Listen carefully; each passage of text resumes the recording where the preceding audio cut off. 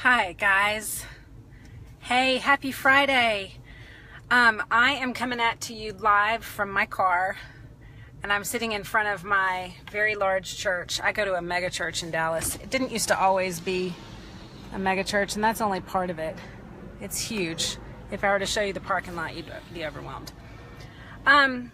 Okay, so I came up here today to actually meet with a potential, and ended up getting an hour's worth of IPA done, and then went to go try to meet with someone on staff who wasn't available. But while I was there, and this is where my heart is coming from today. While I was there, I had my cup, my Yeti cup from my old private practice. It has the name of my private practice on it. So I want to backtrack to I want to backtrack to right around 2009, 2010. I started that private practice, and I go to a very influential church in Dallas, and I have been going here since it started, since there were only 30 families, and I just showed you guys now it's a big mega church. There's some people walking by seeing me do this live. Y'all, I embarrass myself for you, okay, because I love you. Anyway, back then, our church had some pretty public stances on therapists and counselors, and the gist was, don't go see them. You shouldn't see a counselor. You should learn to work things out with people who are involved in the community of your life.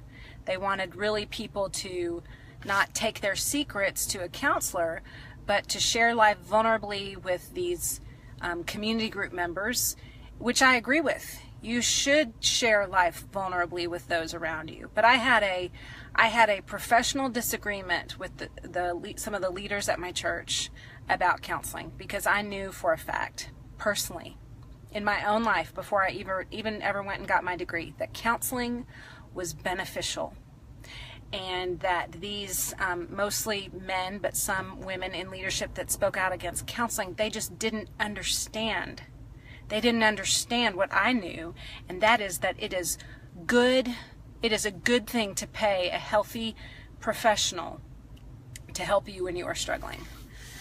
But they were coming at it from another perspective, and the feeling that people were going and telling secrets to a counselor, and then a counselor who wasn't really involved in their life was giving them advice and blah, blah, blah. Anyway, the long and short of it is, when I started my company, Sparrow House, there were some really influential people in my life who I won't say they disapproved, but I definitely did not have their approval. And it really ate my lunch for a long time. In fact, I let it stir up some resentments in me that were not coming from the Lord. But it triggered my insecurities, and yet I continued to build my practice. And there was a point where our church wouldn't refer to us, not because they didn't love us as a group of people, but because they didn't love counseling. But just now, I went and I was checking in at the front desk, and a little girl, young girl, probably 20-something, I shouldn't call her a girl, young lady, working the front desk, said, "Oh my gosh, I love Sparrow House." You know, she's on staff. Y'all, there was a day where no one at my church would have said the name of my private practice out loud. She said, "Oh my gosh, I love Sparrow House," and proceeded to tell me I had the best experience there. I went to counseling there about a year ago and loved it, and it helped me so much, and I refer people there all the time. Well, that again is stuff that used to not get said. Never would someone have referred someone to counseling back in the day when we first started. Here's where this relates to Plexus. It was the same way when I started Plexus. There were people who maybe didn't openly dispute me, but I knew I didn't have their approval. I knew that they were looking at me going, what is this shady stuff? And here's why she shouldn't be doing a multi-level marketing company. And then I had some people confront me on why they didn't think I should do it, or why Plexus might be bad. Or I had even some very dear friends that I respected send me information on why Plexus was unhealthy. It was false information, but still, it came from a doctor, and so they believed it. Just like when people used to hear from the pulpit here at my church that they shouldn't see a counselor, they believed it. So I've had 2 businesses now affected by people's skepticism. And you know what I'm learning? And I've said it here before, and I'll say it here again. When the Lord tells you to do something, you obey Him. And he won't ever have you do something that contradicts his word. Okay? So you can bank on that. He won't tell you to leave your family and go have an affair. But that's not what Plexus or building my private practice was or is. So you're going to have people who don't give you their approval, and you are going to survive. You're not going to die. In fact, God's going to teach you a lot about how having his approval isn't something we earned. You know, he spilled his own son's blood for us. There's some more people looking at me like I'm crazy. And we not only have his good approval, we are his children, and we can walk bravely down the roads that he's called us to walk and know that he might not give us man's approval. But it was kind of a sweet deal because I was sitting in my church, because we have a huge coffee shop like most mega churches do, and there's so many people there, and I'm thinking, God, I need to work my business here every day. Look at all these connections. But I'm not wearing anything Plexus. I was thinking, note to self, I'll wear some Plexus swag next time. And I was wondering, I wonder what people would think, like especially a lot of people who knew I started a private practice. I wonder what they'd think now of me doing Plexus full time. And then I thought, man, what a bad way to go about thinking about this, Becky.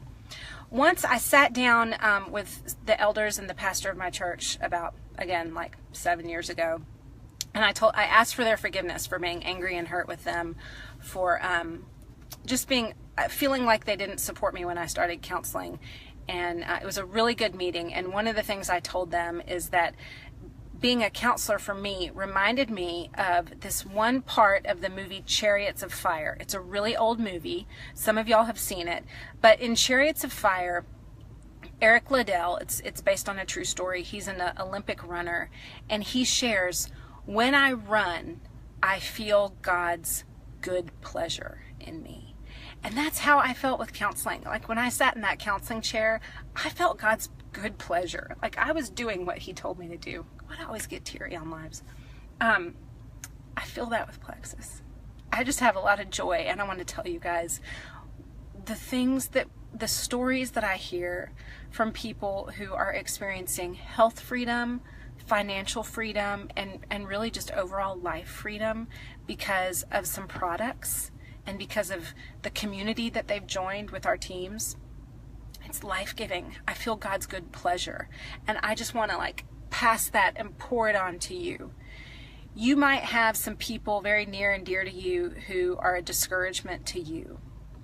Love them anyway and keep on doing what you're doing.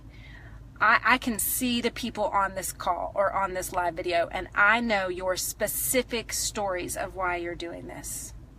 Don't you let anyone else discourage you. Just keep moving forward. And that's all I wanted to say. It was super validating today when this girl goes, oh my gosh, I love your private practice. Or she said, I love that private practice.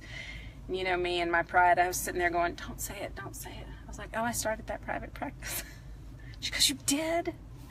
And I thought, man, that feels really nice to have a lot of pride in something that at one point I felt like nobody at my church was proud of me for.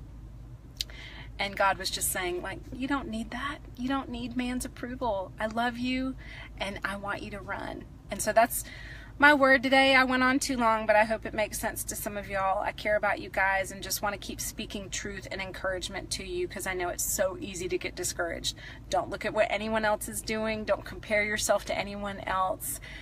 Pray over your business. Pray for the people God wants to bring to you, and pray that God would pour into your heart and encourage you. Y'all have a great Friday.